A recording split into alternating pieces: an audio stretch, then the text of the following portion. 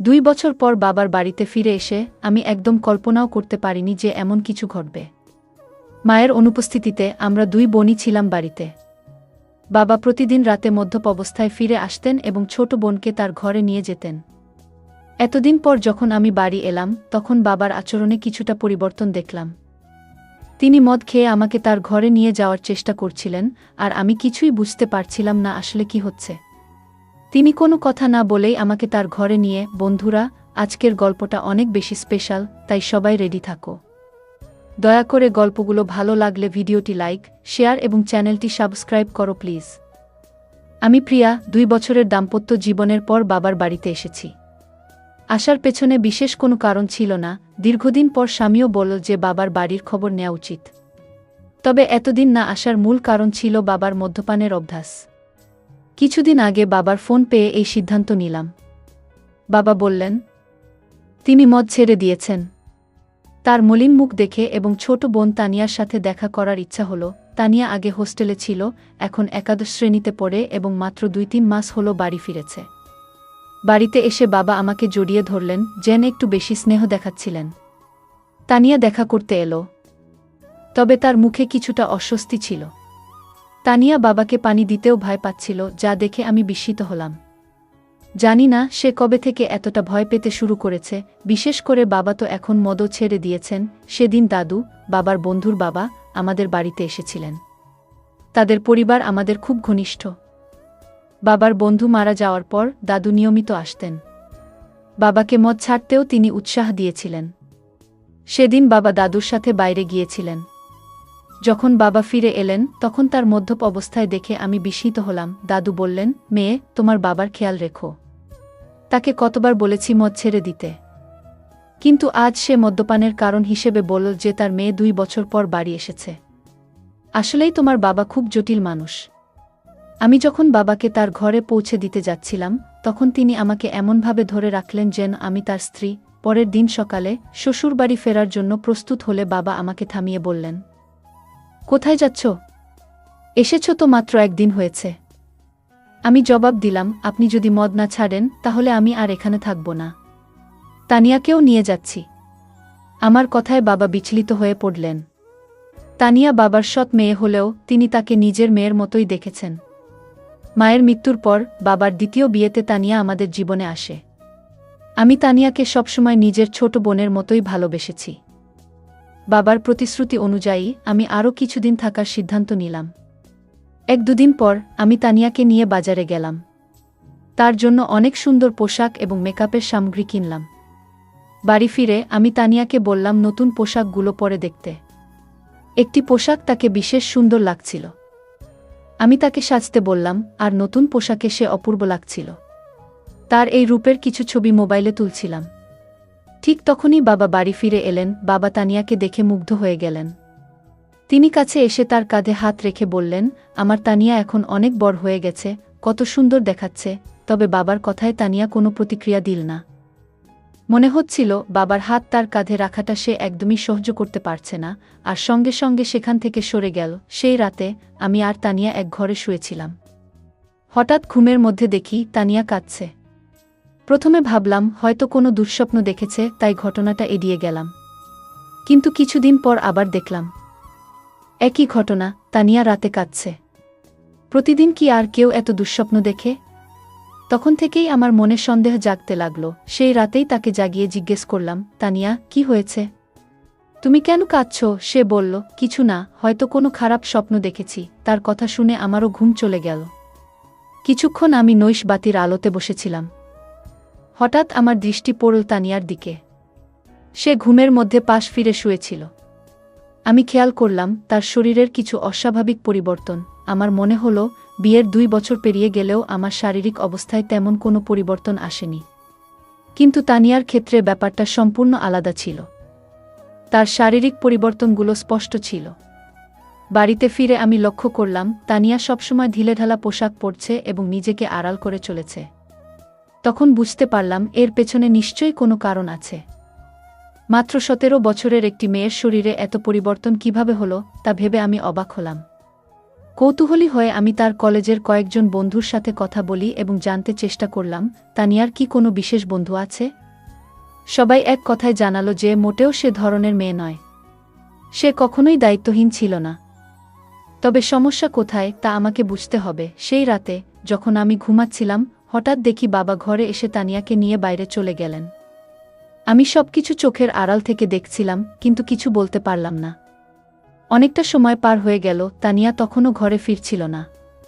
অবশেষে যখন সে ফিরে এলো, আমি খেয়াল করলাম তার হাঁটা স্বাভাবিক নয়। সে বেশ অস্বস্তি নিয়ে চলাফেরা করছে। পরের দিন দুপুরে যখন তানিয়া বাইরে থেকে বাড়ি ফিরল, তখন আমি সরাসরি তাকে জিজ্ঞাসা করলাম, রাতে তুমি বাবার সাথে কোথায় গিয়েছিলে? সে বলল, বাবা ক্ষুধার্ত ছিলেন, তাই তাকে খাওয়াতে গিয়েছিলাম। তানিয়ার এই ব্যাখ্যা আমার ঠিক মনে হলো না। তখন আমি সরাসরি তাকে জিজ্ঞেস করলাম, তানিয়া, তুমি বাবাকে কেমন মনে করো? তিনি কি তোমাকে কোনোভাবে বিরক্ত করেন বা তোমার বয়সের তুলনায় বাসার ভারী কোনো কাজ করতে বলেন? তানিয়া দ্রুত বলল, না না, বাবা তো আমার খুব যত্ন নেন। তারপর সে নিজের ঘরে চলে গেল। আমার বাবা এখনও বেশ তরুণ দেখতে ছিলেন। তার বয়স এখনও 50ও পেরোয়নি। আমি দেখেছি তিনি সকালে নিয়মিত ব্যায়াম করেন এবং তানিয়াকেও সঙ্গে ডেকে নেন, কিন্তু তাদের মধ্যে কি চলছে তা আমি বুঝতে পারছিলাম না।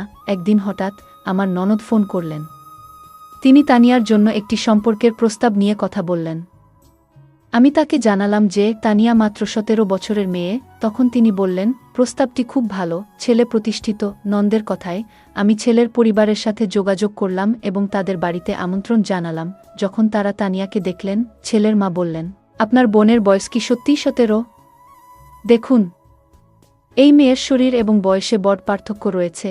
এমনকি ছেলের মা স্পষ্ট জানিয়ে দিলেন, কিন্তু ছেলের মা স্পষ্টভাবে বিয়ের প্রস্তাবটি ফিরিয়ে দিলেন, কারণ তাদের মনে হয়েছে তানিয়ার শারীরিক গঠন তার বয়সের তুলনায় অনেকটাই বেশি। আসলে আমাদের তেমন তাড়া ছিল না তার বিয়ের বিষয়ে। তবে নন্দের অনুরোধে আমি তাদের বাড়িতে ডেকেছিলাম। আমি এই দেখার ব্যবস্থা এমন এক সময় করেছিলাম যখন বাবা বাড়িতে ছিলেন না এবং আমি তাকে কিছু জানাইনি। কিন্তু যখন বাবা জানতে পারলেন, তিনি ভীষণ রেগে গেলেন এবং বললেন, তুমি কি পাগল হয়েছ? তানিয়া মাত্র 17 বছরের মেয়ে, আর তুমি তার জন্য এখনই প্রস্তাব আনছ?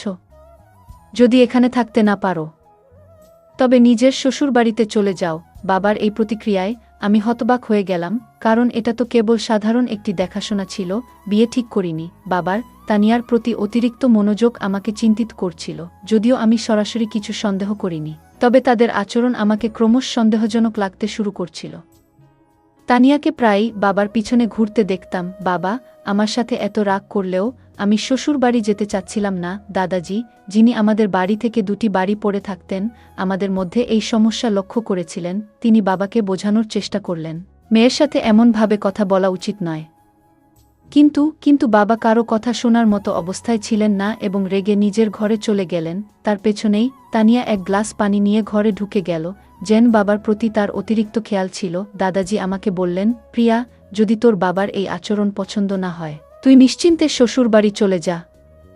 আমি এখানে দুজনেরই খেয়াল রাখব, কোনো চিন্তা করিস না। দাদাজি খুব দায়িত্বশীল মানুষ ছিলেন এবং সবসময় আমাদের বাড়ির খেয়াল রাখতেন। 2 দিন পর আমি শ্বশুরবাড়ি চলে গেলাম। সেখানে পৌঁছে দেখি আমার ননদ আগে থেকেই এসেছে। সে বলল, প্রিয়া, আমি তোকে শুধু একটা পরামর্শই দিয়েছিলাম। ওই পরিবার থেকে আমার কাছে ফোন এসেছিল। তারা বলেছে তোমার বোন সম্পর্কে আমাকে কিছু ভিন্ন কথা বলা হয়েছে। তিনি বললেন, মেয়েটি বিয়ের আগেই শরীরের অদ্ভুত পরিবর্তন করেছে। আমার শ্বশুরবাড়িতেও তানিয়ার শারীরিক পরিবর্তন নিয়ে কথা হচ্ছিল। এরপর ননদ আমাকে বললেন, প্রিয়া, রাগ করো না, তবে এখনও তোমার হাতে সময় আছে। তুমি এখনই ভালো কোনো পরিবারের সাথে তানিয়ার বিয়ের ব্যবস্থা করো, কারণ তার বয়স বাড়লে শরীরের পরিবর্তন আরও বেশি হবে। তখন তার জন্য উপযুক্ত পাত্র খুঁজে পাওয়া কঠিন হয়ে যাবে। নন্দের কথা সত্যিই ছিল। আমি তার কাছ থেকে আরও 4-5টি প্রস্তাবের যোগাযোগ নম্বর নিলাম এবং সরাসরি আমার বাবার বাড়িতে চলে গেলাম। সেখানে গিয়ে বাবাকে স্পষ্ট বললাম, আমি তানিয়ার জন্য সম্পর্ক দেখতে শুরু করেছি। বাবা এতে রেগে গেলেন, কিন্তু আমি তার রাগের পরোয়া করলাম না, কারণ আমি আমার বোনের ভবিষ্যৎ নিয়ে চিন্তিত ছিলাম। বাবা তর্ক করে বললেন, তানিয়ার বিয়ে হয়ে গেলেও আমি কিভাবে এই বাড়িতে একা থাকব? তোমার মা চলে যাওয়ার পর তানিয়া আমার জন্য মায়ের মতো হয়ে উঠেছে। বাবার কথা শুনে আমি কিছুটা বিরক্ত হয়ে বললাম, আপনার স্ত্রীর মতো বলতে চান? মানে সে খুব যত্নশীল। তিনি সঙ্গে সঙ্গে কথা ঠিক করে বললেন, মানে সে আমার খুব খেয়াল রাখে। তার বিয়ের পর আমার দেখাশোনা কে করবে? আমি বাবাকে বললাম, আপনার পেনশন তো আসে, আপনি একজন সেবিকা রাখতে পারেন যিনি 2-4 ঘন্টা আপনার যত্ন নেবেন। আসলে বাবাকে বোঝানোর প্রয়োজন ছিল না, কারণ তানিয়া সবসময় আমার কথা শুনত। আমার দেখা 4-5টি সম্পর্কের মধ্যে একটি পরিবার তানিয়াকে পছন্দ করেছিল। সেই পরিবার আমাদের শহরেই ছিল এবং ছেলেটি একটি বড় কোম্পানিতে চাকরি করত।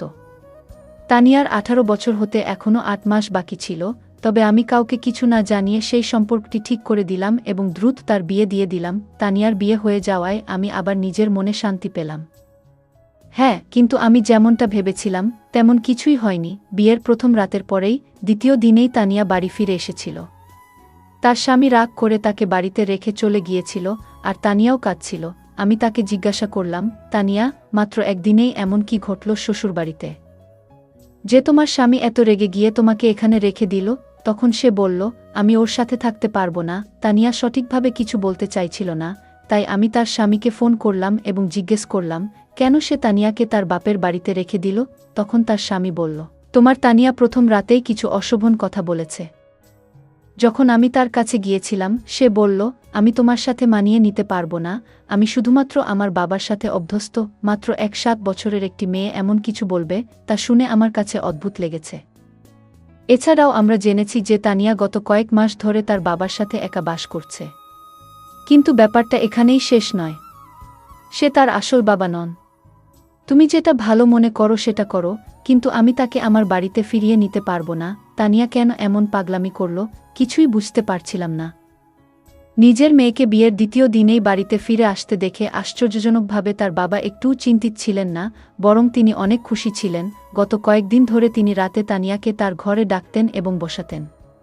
কিছুদিন পর আমার সামনেই তিনি তানিয়ার জন্য কিছু পোশাক কিনেছিলেন, যা তার দেহের মাপে যথেষ্ট ছোট ছিল। তখন তানিয়া সেই পোশাকগুলো পরেনি, কিন্তু রবিবার আমি যখন আমার বান্ধবীর বাড়ি গিয়েছিলাম সেখান থেকে ফিরে এসে আমি দেখলাম যে তানিয়া সেই ছোট পোশাক পরে বাড়ির মধ্যে ঘুরে বেড়াচ্ছে। আমার চোখ অবাক হয়ে গিয়েছিল, কারণ সে তার বাবার সামনে ছোট পোশাক পরে হাঁটছিল। বাবা যেভাবে তাকে দেখছিলেন সেটা দেখে আমি সাথে সাথেই তানিয়ার হাত ধরে তাকে আমার ঘরে নিয়ে গেলাম এবং বললাম, তানিয়া, এখন তুমি আর ছোট নেই, একবার নিজেকে আয়নায় দেখো। বাবা সামনে এমন ছোট পোশাক পরে ঘুরে বেড়ানো ঠিক নয়। তানিয়া আমার কথাগুলো শান্তভাবে শুনল, কিন্তু কোনো উত্তর দিল না। সেদিন রাতে আমি ঘুমাচ্ছিলাম, তখন হঠাৎ আমার মনে হলো যেন কেউ আমাকে ধাক্কা দিয়েছে। ঘুম ভেঙে দেখি পাশে তানিয়া নেই। আমি তাকিয়ে দেখলাম সে ঘর থেকে বাইরে যাচ্ছিল। আমি তার পেছনে পেছনে গেলাম এবং দেখলাম সে বাবার ঘরের সামনে দাঁড়িয়ে আছে। আমি পেছন থেকে ডাকলাম, তানিয়া, এত রাতে কোথায় যাচ্ছ? কিন্তু সে আমার কথার কোনো উত্তর দিল না, এমনকি আমার দিকে তাকালো না। আমি তার সামনে এসে দাঁড়ালাম এবং তখন বুঝলাম তানিয়া আসলে ঘুমের মধ্যে হাঁটছিল। পরের দিন সকালে আমি তাকে জিজ্ঞেস করলাম, তানিয়া, তোমার কি ঘুমের মধ্যে হাঁটার সমস্যা আছে? সে বলল, আমারও ঠিক জানা নেই, আমি রাতে ঘুমের মধ্যে হাঁটি, কিন্তু কিছুই মনে থাকে না। আমরা যখন কথা বলছিলাম তখন আমার স্বামীর ফোন এলো। তিনি কয়েকদিনের মধ্যে আমাকে নিয়ে যেতে আসবেন বলে জানালেন। তানিয়া এই কথোপকথন শুনে আমাকে যেতে দিতে একদম রাজি ছিল না। ঠিক সেই মুহূর্তে দাদু সেখানে এসে হাজির হলেন। 7 বছর বয়স হলেও দাদু এখনও বেশ শক্তিশালী ছিলেন। আমাদের কথাবার্তা অনেকেই শুনছিল। দাদু তানিয়াকে বললেন, তুমি শ্বশুরবাড়িতে থাকতে চাও না, কিন্তু তোমার বড় বোন তোমার মতো নয়, তার অনেক দায়িত্ব আছে। বাপের বাড়ি মেয়েদের জন্য অল্প সময়ের জায়গা, তাকে তার দায়িত্ব পালন করতে হবে, তাকে বাধা দিও না। দাদু তানিয়ার কাঁধে হাত রেখে কথা বলছিলেন, কিন্তু হঠাৎ তানিয়া দাদুর হাত ঝেড়ে ফেল এবং বলল, আমাকে অযথা উপদেশ দেবেন না, সে আমার বোন, তার সাথে কি কথা বলতে হবে সেটা আমি নিজেই দেখে নেব। আপনি নিজের বিশ্বাসটা দেখুন। তানিয়ার এমন অদ্ভুত আচরণ আমারও ভালো লাগেনি। কয়েকদিন পর আমার স্বামী আমাকে নিতে আমার বাপের বাড়িতে এলো। তানিয়া তার জামাইয়ের কাছে কিছুদিনের জন্য বাড়িতে থাকার জেদ ধরল। আমার স্বামী ও তানিয়ার জেদ দেখে রাজি হয়ে গেলেন। আমার স্বামী আমাকে বলল, প্রিয়া, তুমি গত কয়েকদিন ধরে বাপের বাড়িতে আছো। এই সময়ে তোমার বোনের সাথে অনেক কিছু ঘটেছে। তুমি একবারও তার সাথে এ বিষয়ে কথা বলেছ? আমি বললাম, এ নিয়ে কথা বলার কি আছে? যা হচ্ছে সবই সে নিজের ইচ্ছেতে করছে। আমার কথা শুনে স্বামী শুধু মাথা নাড়ল, কিছু বলল না। সেদিন রাতে আমরা একসাথে ঘুমাতে গেলাম, আর তানিয়া তার বাবার ঘরে ঘুমাচ্ছিল। পরের দিন আমরা সবাই ছোট্ট একটি ট্রিপে যাওয়ার পরিকল্পনা করেছিলাম। সকালে উঠে দেখলাম তানিয়া বাবার ঘর থেকে বের হয়নি। আমি বাবাকে জিজ্ঞেস করলাম, তানিয়া কোথায়? বাবা বলল, বাড়ির মধ্যে কোথাও আছে। তাকে খুঁজতে খুঁজতে আমি ছাদে গেলাম। সেখানে দেখলাম তানিয়া এক কোণে বসে কাঁদছে এবং বারবার তার পেট চেপে ধরছে। আমি বললাম, তানিয়া, তোমার কি পেট ব্যথা করছে? তুমি এখানে একা বসে আছো কেন? সে কোনো উত্তর দিতে চাচ্ছিল না। আমি আবার বললাম, তানিয়া, তুমি তো তোমার জামাইকে এখানে থাকার জন্য জেদ করেছিলে।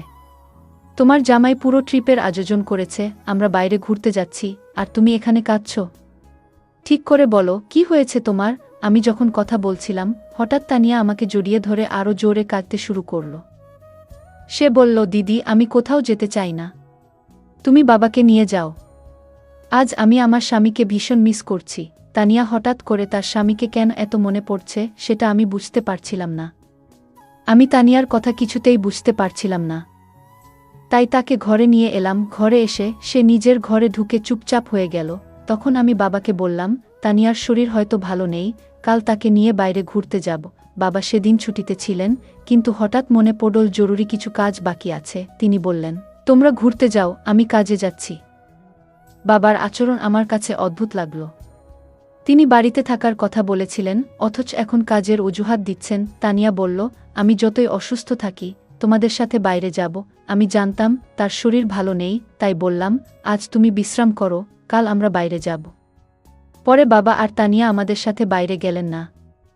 কিন্তু আমি আর আমার স্বামী ঘোরার পরিকল্পনা বাতিল না করেই বেরিয়ে পড়লাম। সন্ধ্যায় তানিয়ার স্বামীকে নিয়ে বাড়ি ফিরে দেখি তানিয়ার ঘর থেকে কিছু অদ্ভুত আওয়াজ আসছে।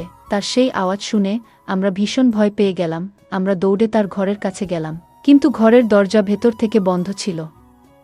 আমার স্বামী দরজাটা ভেঙে ফেল। আর ভেতরে যা দেখলাম তা দেখে আমরা যা দেখলাম তাতে আমরা গভীরভাবে বিচলিত হয়ে পড়েছিলাম।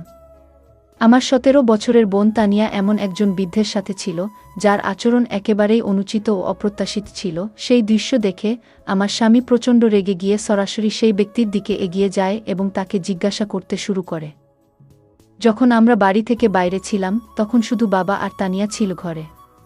কিন্তু যেটা ঘটছিল তার কেন্দ্রে ছিল এক প্রবীণ ব্যক্তি, যিনি প্রায় 60 বছরের। আমি বাবার ঘরে গিয়ে দেখি তিনি সম্পূর্ণভাবে অচেতন অবস্থায় পড়ে আছেন। ঠিক সেই মুহূর্তে তানিয়া আমার কাছে ছুটে এসে জড়িয়ে ধরে। আমি তাকে শান্ত করে জিজ্ঞেস করলাম, তানিয়া, আসলে কি ঘটছে? এই ব্যক্তি কি তোমার সাথে এর আগেও এমন কিছু করেছে? তানিয়া চোখ মুছতে মুছতে বলল, হ্যাঁ দিদি, দাদু অনেকবার আমার প্রতি অন্যায় আচরণ করেছে।